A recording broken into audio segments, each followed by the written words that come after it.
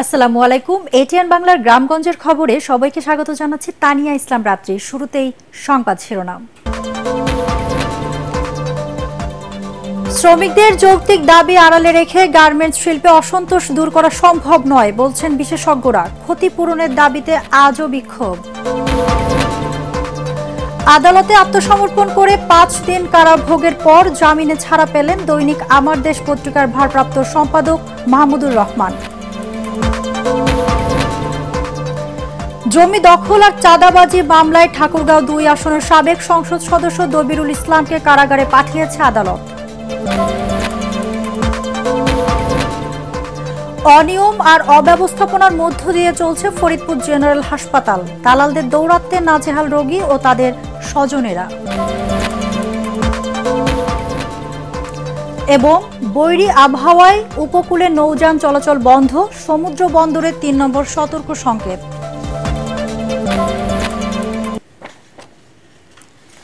শুনছিলেন শিরোনাম, এবার বিস্তারিত।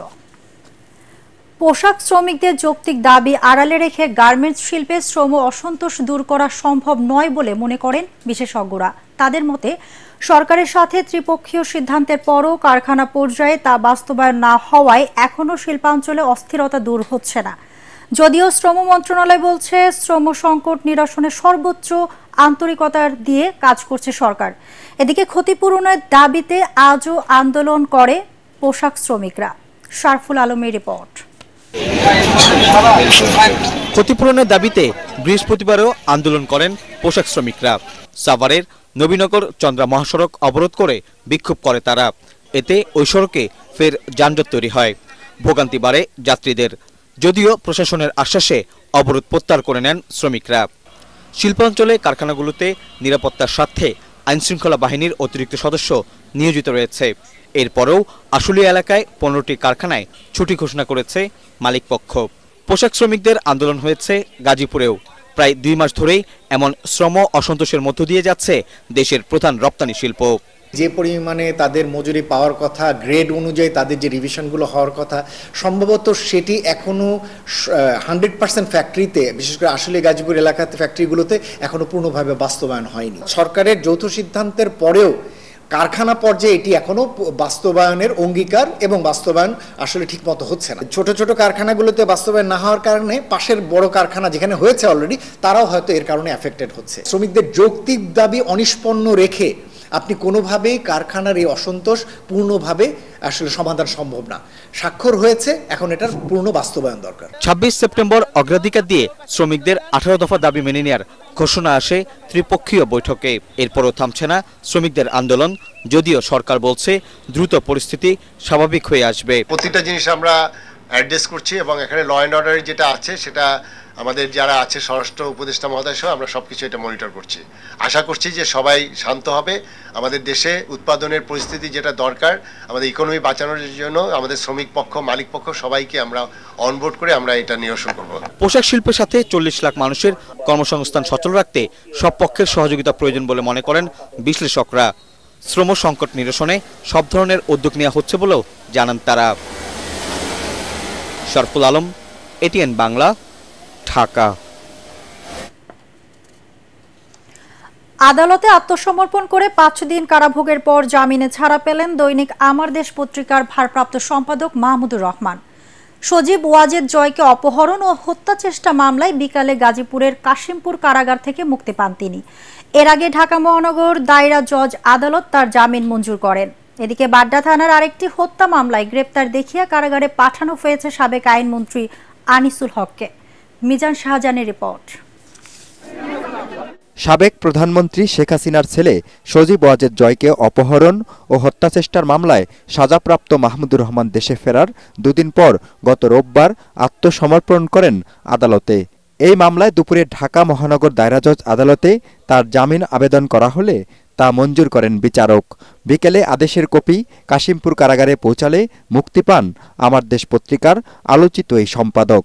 একজন গুরুত্বপূর্ণ ব্যক্তিকে মার্কিন যুক্তরাষ্ট্রে কিডন্যাপ করে এবং তাকে ওখানে হত্যা করা সম্পর্কিত যে কনস্পিরেসির অভিযোগটা ছিল, এই পুরা সাবজেক্ট ম্যাটারটা এবং প্লেস অফ অ্যাকারেন্সটা ছিল যুক্তরাজ্যে। বাংলাদেশে এই মামলা হওয়ারই কথা না। মাহমুদুর রহমান যুক্তরাষ্ট্রে এই পুরো সময়টা কখনো যাননি। উনি কিভাবে কনস্পিরেসি করেছেন এই রিলেটেড কোনো এভিডেন্সও কোর্টে সাবমিট করা হয় নাই। উনি কার সাথে কনস্পিরেসি করেছেন, কখন করেছেন, কোথায় করেছেন, এমন কোনো এভিডেন্সও কোর্টে আসেনি। এদিকে আরেকটি হত্যা মামলায় গ্রেপ্তার দেখানো হয়েছে সাবেক আইনমন্ত্রী কারাবন্দী আনিসুল হককে। বৈষম্য বিরোধী ছাত্র আন্দোলন চলাকালে বাড্ডা এলাকায় আলামিন হোসেন নামে এক যুবককে হত্যার অভিযোগে দায়ের করা মামলায় তাকে হাজির করা হয় মুখ্য মহানগর হাকিম আদালতে। শুনানি শেষে বিচারক সাইফুল ইসলাম গ্রেপ্তার দেখিয়ে কারাগারে পাঠিয়ে দেন আনিসুল হককে। আলামিন হোসেন নামে একজন আন্দোলনকারী পুলিশের গুলিতে নিহত হয়। এই মামলায় সে এজাহারভুক্ত আসামি আনিসুল হক, তাকে আজকে আদালতে নিয়ে আসা হয়। তদন্তকারী কর্মকর্তা আদালতকে বলেন যে যেহেতু আমি আসামি এবং এই হত্যার সঙ্গে যে জড়িত প্রাথমিক তদন্তে প্রমাণিত হয়, তাকে এই মামলায় সনির্দেশ দেখানো হোক। তাকে অন্য একটি মামলা থেকে রিমান্ডের পরে আজকে এই মামলা নিয়ে আসা হয় এবং এই মামলা তাকে তদন্তকারী কর্মকর্তা সনির্দেশ প্রার্থনা করলে বিজ্ঞ আদালত মামলার গুণাগুণ উপরে ভিত্তি করে তাকে এই মামলায় গ্রেপ্তার দেখান এবং তার পক্ষে কোনো আইনজীবী আজকে কোনো জামিনে প্রার্থনা করে নাই। তদন্ত কর্মকর্তা গ্রেপ্তার দেখানোর আবেদনে বলেন, আলামিন হত্যার পরিকল্পনাকারী ও নির্দেশদাতা হিসেবে আনিসুল হক জড়িত। তদন্তের স্বার্থে ভবিষ্যতে তাকে রিমান্ডে নেওয়া দরকার হতে পারে বলেও উল্লেখ করেন তিনি। মিজান শাহজাহান, এটিএন বাংলা, ঢাকা। জমি দখল ও চাঁদাবাজি মামলায় ঠাকুরগাঁও ২ আসনের সাবেক সংসদ সদস্য দবিরুল ইসলামকে গ্রেপ্তার দেখিয়ে কারাগারে পাঠিয়েছে আদালত। দুপুরে তাকে ঠাকুরগাঁও চিফ জুডিশিয়াল আদালতে হাজির করা হলে জামিনের আবেদন নামঞ্জুর করে তাকে জেল হাজতে পাঠানোর নির্দেশ দেন আদালতের বিচারক রহিমা খাতুন। মামলার অভিযোগে জানা যায়, গত ১০ আগস্ট মামলার বাদী হাবিবুল ইসলাম বাবলু জেলার বালিয়াডাঙ্গি উপজেলার বেউরঝাড়ি এলাকায় ক্রয় করা জমিতে গেলে সাবেক এমপির লোকজন ১০ কোটি টাকা চাঁদা দাবি করে প্রাণনাশের হুমকি দেয় এবং বাদীকে বেধড়ক পেটায়। এই ঘটনায় গত ৩রা সেপ্টেম্বর হাবিবুল ইসলাম বাবলু বাদী হয়ে ৭ বারের সংসদ সদস্য দবিরুল ইসলাম ও তার ছেলের সাবেক সংসদ সদস্য মাজহারুল ইসলাম সুজনকে ২৮ জনকে আসামি করে মামলা দায়ের করেন। এর আগে বুধবার রাতে সদর উপজেলার রুহিয়া রামনাথ এলাকা থেকে দবিরুল ইসলামকে গ্রেপ্তার করে পুলিশ।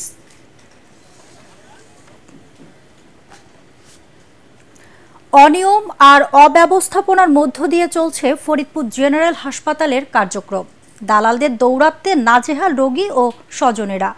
জরুরি বিভাগে কিছু সেবা মিললেও অন্য বিভাগগুলোর বেহাল দশা। তবে এসব অনিয়ম বন্ধের আশ্বাস দিয়েছেন সদ্য নিয়োগ পাওয়া জেলা সিভিল সার্জন। ফরিদপুর প্রতিনিধি কামরুজ্জামান সোহেলের রিপোর্ট, জানাচ্ছেন ফারহিন ইসলাম টুপা। অনিয়মই যেন নিয়মিত ব্যাপারে পরিণত হয়েছে ফরিদপুরের ১০০ শয্যা বিশিষ্ট জেনারেল হাসপাতালে। টিকিট কেটে ঘণ্টার পর ঘণ্টা দাঁড়িয়ে থেকেও মিলছে না সেবা। রোগ নির্ণয়ের মেশিনগুলো অকেজো হয়ে পড়ে আছে দীর্ঘদিন ধরে, ফলে বাধ্য হয়ে প্রাইভেট ক্লিনিকে যাচ্ছেন রোগীরা। ফরিদপুর জেনারেল হসপিটালে আমার দাঁতের চিকিৎসা করানোর জন্য ওইখানে একটা মুরব্বী মতন ডাক্তার ছিল, সে বলে এখানে চিকিৎসা হবে না, তুমি আমার চেম্বারে চলো। মানে এটা যেহেতু সরকারি হসপিটাল, সেহেতু আমাদের সকল সুযোগ সুবিধা এখান থেকে আমাদের পাওয়া উচিত, আমাদের এটা ন্যায্য অধিকার। কিন্তু এখানে অনেক কিছু না থাকার কারণে আমাদের এই হসপিটাল থাকা অবস্থাতে আমার অন্য একটা হসপিটাল গিয়ে আলতা করে আসতে হয়েছে। আমরা গরিব মানুষ, আমরা আসছি সরকারি হসপিটালে, সরকারি ফার্মেসিতে ওষুধ না পাই, তাহলে আমাদের এই সরকারি হসপিটালে এসে আমাদের লাভ। ছেলেরা বিড়াল কামড় দিছে, এখন এই জায়গা বলে ভ্যাকসিন নাই ভাই, এনে কোথায় যাবো, ভ্যাকসিন এনে কোথায় পাবো কম। অভিযোগ রয়েছে হাসপাতালের কার্যক্রমের নিয়ন্ত্রণ রয়েছে সিন্ডিকেটের হাতে। বিনামূল্যে ঔষধ দেওয়ার কথা থাকলেও তা পাচ্ছেন না রোগীরা। চিকিৎসক সংকটের পাশাপাশি রয়েছে বেড সংকট। দীর্ঘদিন ধরে এমন অবস্থা চললেও যেন দেখার কেউ নেই। অভিযোগ তদন্ত করে দোষীদের বিরুদ্ধে আইনগত ব্যবস্থা নেওয়ার পাশাপাশি অনিয়ম দূরীকরণের আশ্বাস জেলা সিভিল সার্জনের। জেনারেল হাসপাতালের কোথায় কি সমস্যা আছে সেগুলো দেখছি। যদি সুনির্দিষ্টভাবে কোনো চিকিৎসকের বিরুদ্ধে অভিযোগ থাকে সেটা তদন্ত করে আমরা অবশ্যই ব্যবস্থা নেব। এছাড়াও অন্য জায়গায় যদি কোথাও কোনো অনিয়ম থাকে সে বিষয়েও আমরা তদারকি করব এবং ব্যবস্থা নেব। সকল অব্যবস্থাপনা দূর করে হাসপাতালের চিকিৎসা সেবা জনগণের দোরগোড়ায় পৌঁছাবে, এমনটাই প্রত্যাশা স্থানীয়দের। Bureau report, ATN Bangla. বৈরী আবহাওয়ার কারণে ঢাকা থেকে উপকূলীয় ৬টি অঞ্চলে নৌযান চলাচল বন্ধ ঘোষণা করা হয়েছে বলে জানিয়েছেন বাংলাদেশ অভ্যন্তরীণ নৌ পরিবহন কর্তৃপক্ষ।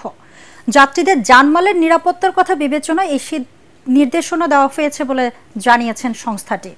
এছাড়া বৈরী আবহাওয়ায় সমুদ্র বন্দরে ৩ নম্বর স্থানীয় সতর্কতা সংকেত জারি করেছে আবহাওয়া অধিদপ্তর।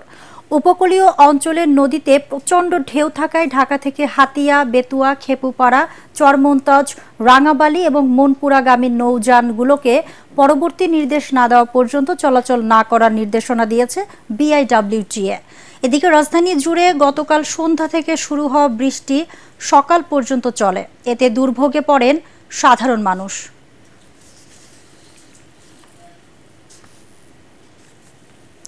মেহেরপুরে আশঙ্কাজনক হারে বাড়ছে ডেঙ্গু আক্রান্ত রোগীর সংখ্যা। গাংনী উপজেলার স্বাস্থ্য কমপ্লেক্সে একদিনে আরো 14 জন ডেঙ্গু আক্রান্ত রোগী ভর্তি হয়েছেন। গাংনী উপজেলা স্বাস্থ্য কমপ্লেক্সের RMO আব্দুল আল মারুফ জানান, চলতি মাসের 2 দিনে 17 জন নতুন রোগী শনাক্ত হয়েছেন। গেল 24 ঘন্টায় হাসপাতালে ভর্তি রোগীর মধ্যে সুস্থ হয়ে বাড়ি ফিরেছেন 7 জন। বর্তমানে ভর্তি রয়েছেন 14 জন রোগী। গেল সেপ্টেম্বর মাসে মোট ডেঙ্গু রোগী শনাক্ত হয়েছে 100 জন। হাসপাতাল সূত্রে জানা গেছে, ডেঙ্গু প্রতিরোধে কার্যকরী কোনো ব্যবস্থা না থাকায় শহর থেকে গ্রাম পর্যন্ত ডেঙ্গু রোগী ছড়িয়ে পড়েছে। তাছাড়া গত 2 মাসে বৃষ্টিপাত বেড়ে যাওয়ায় বাড়ছে ডেঙ্গুর প্রকোপ।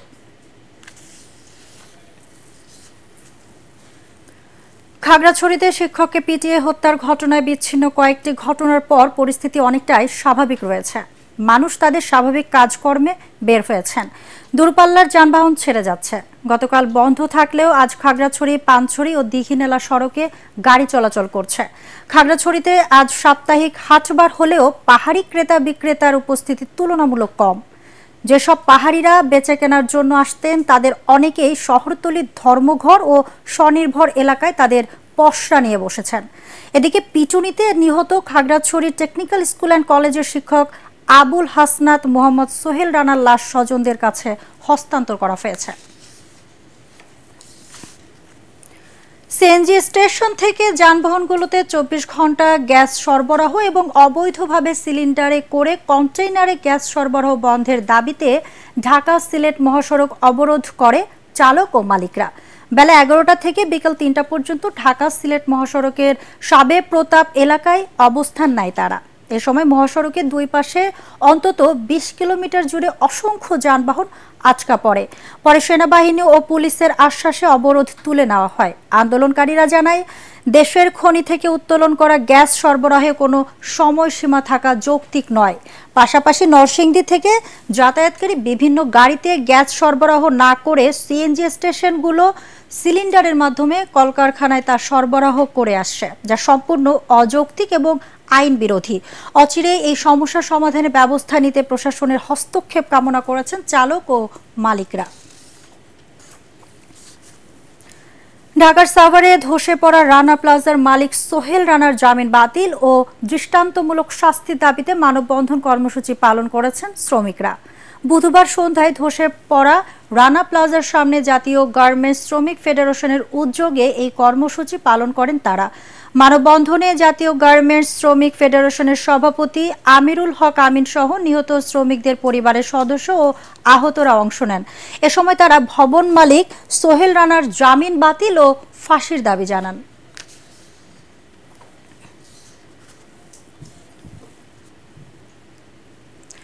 ময়মনসিংহে সাহায্যের দাবি জানিয়ে সংবাদ সম্মেলন করেছেন বৈষম্য বিরোধী ছাত্র জনতার আন্দোলনে পুলিশের গুলি ও লাঠিপেটায় আহতরা। দুপুরে ময়মনসিংহ প্রেস ক্লাব মিলনায়তনে এই সংবাদ সম্মেলনের আয়োজন করা হয়। এ সময় তারা বলেন, পরিবারের একমাত্র উপার্জনশীল ব্যক্তি হাসপাতালে চিকিৎসাধীন থাকায় খুবই কষ্টে তাদের সংসার চালাতে হচ্ছে। আহত হওয়ার ফলে অনেকেই আবার চাকরি হারিয়েছেন। এ সময় ময়মনসিংহ মেডিকেল কলেজ হাসপাতালে চিকিৎসাধীনরা উন্নত চিকিৎসা ও তাদের পরিবারের পাশে দাঁড়ানোর জন্য সরকারের কাছে জোর দাবি জানান। সংবাদ সম্মেলনে দেশের বিভিন্ন স্থানে পুলিশের গুলি ও লাঠিপেটায় গুরুতর আহত বর্তমানে ময়মনসিংহ মেডিকেল কলেজ হাসপাতালে চিকিৎসাধীন নারী ও পুরুষ এবং শিশুসহ 18 জন উপস্থিত ছিলেন। ভারতে পবিত্র কোরআন শরীফ অবমাননাকারী রামগিরি মহারাজকে অবিলম্বে গ্রেপ্তারের দাবি জানিয়েছে আঞ্জুমানে সালেকিন বাংলাদেশ হবিগঞ্জ জেলা শাখার নেতারা। এই দাবিতে হবিগঞ্জ জেলা পরিষদ হল রুমে আলোচনা সভা অনুষ্ঠিত হয়েছে। এতে প্রধান অতিথি ছিলেন মুফতি গিয়াসউদ্দিন তাহিরি। এর আগে মাজার, মাদ্রাসা ও মসজিদ ভাঙচুর করার প্রতিবাদে মানববন্ধন করেন তারা।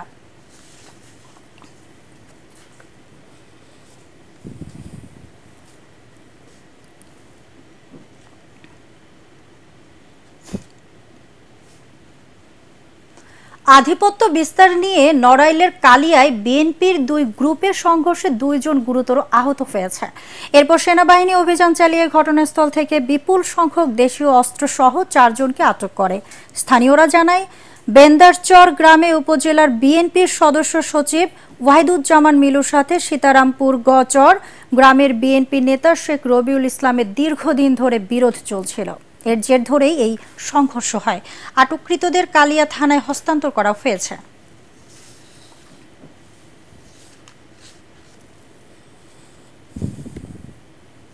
চিনি ও খাদ্য শিল্প কর্পোরেশনের রাষ্ট্রায়ত্ত চিনিকলগুলোকে লাভজনক ও যুগোপযোগী করতে চিনি শিল্পের কৃষি বিভাগকে রাজস্ব খাতে অন্তর্ভুক্ত করা সহ 4 দফা দাবিতে দেশের বিভিন্ন স্থানে মানববন্ধন অনুষ্ঠিত হয়েছে।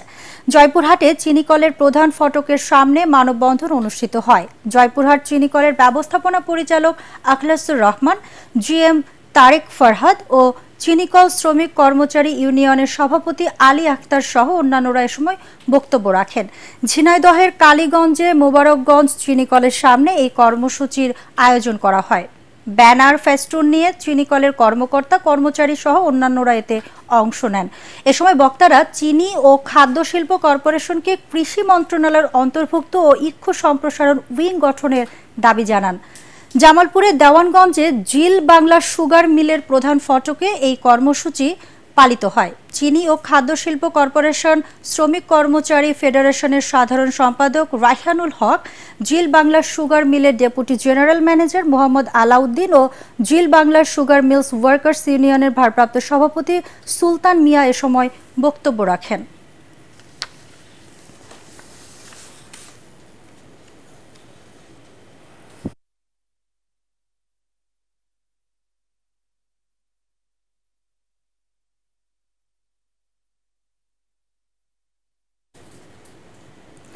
শেরপুরে সরকারি প্রাথমিক বিদ্যালয়ের সহকারী শিক্ষকদের 10ম গ্রেড প্রদানের দাবিতে মানববন্ধন কর্মসূচি পালিত হয়েছে।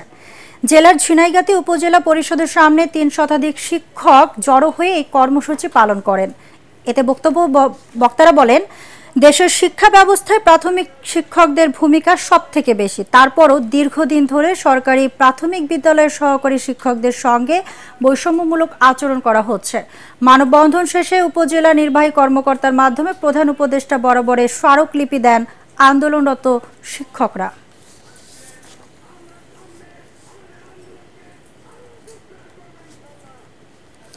নাটোরের গুরুদাসপুরে বিলসা বহুমুখী উচ্চ বিদ্যালয় ও বিএম কলেজের দখল করা জমি ফিরে পেতে মানববন্ধন করেছে শিক্ষার্থী ও এলাকাবাসী।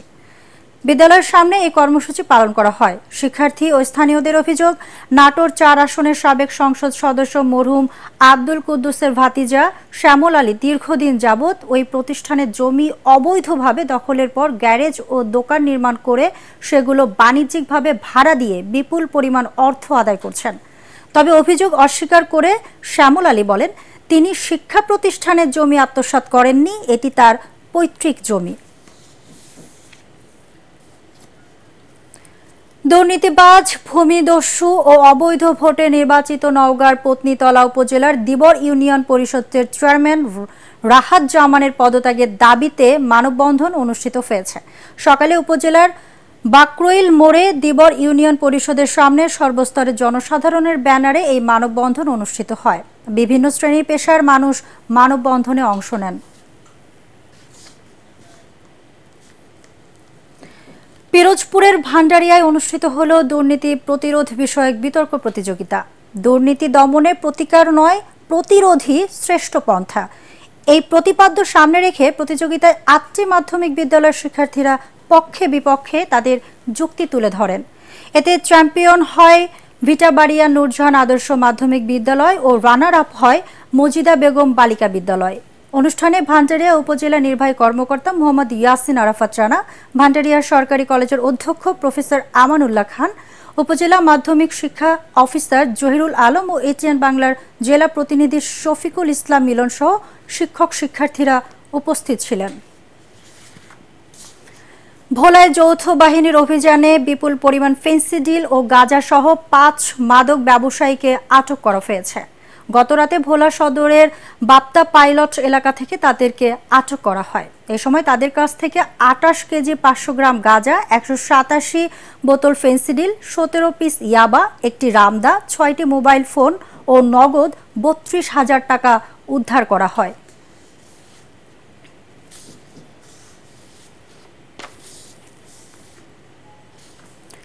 চাঁপাইনবাবগঞ্জে একটি ভারতীয় পিস্তল, 7 রাউন্ড গুলি ও 43 বোতল ফেন্সিডিল উদ্ধার করেছে বর্ডার গার্ড বাংলাদেশ বিজিবি। তবে ঘটনায় কেউ আটক হয়নি। বুধবার রাতে জেলার শিবগঞ্জ উপজেলার ফতেপুর সীমান্ত এলাকা থেকে এসব উদ্ধার করা হয়। 53 বিজিবি ব্যাটালিয়নের পাঠানো প্রেস বিজ্ঞপ্তিতে এসব তথ্য জানানো হয়েছে।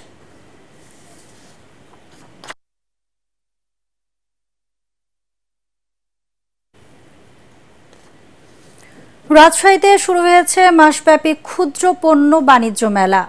নগর ভবনের গ্রিন প্লাজায় মেলার উদ্বোধন করেন রাজশাহী সিটি কর্পোরেশনের প্রশাসক ও বিভাগীয় কমিশনার ডক্টর দেওয়ান মোহাম্মদ হুমায়ুন কবির।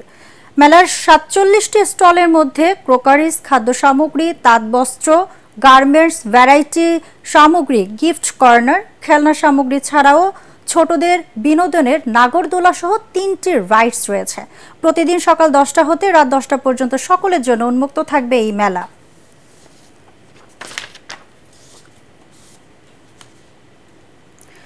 শেরপুরে জেলা ক্রীড়া অফিসের আয়োজনে অনুষ্ঠিত হলো সাঁতার প্রতিযোগিতা। শহরের জিকে পাইলট উচ্চ বিদ্যালয়ের পুকুরে এই প্রতিযোগিতা অনুষ্ঠিত হয়। বালক ও বালিকাদের পৃথক 2টি গ্রুপে অনুষ্ঠিত প্রতিযোগিতায় সদর উপজেলার 9টি শিক্ষা প্রতিষ্ঠানের 73 জন খুদে সাঁতারু এতে অংশ নেন। প্রতিযোগিতা শেষে প্রতিটি গ্রুপ ও ইভেন্টের প্রথম, দ্বিতীয় ও তৃতীয় স্থান অধিকারীদের পুরস্কার দেওয়া হয়।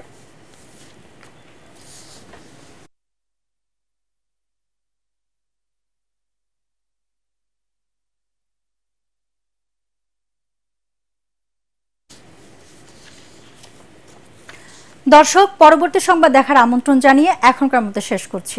এটিএন বাংলা সংবাদ ইউটিউবে দেখতে ব্রাউজ করুন, youtube/ATN বাংলা নিউজ। ধন্যবাদ সবাইকে।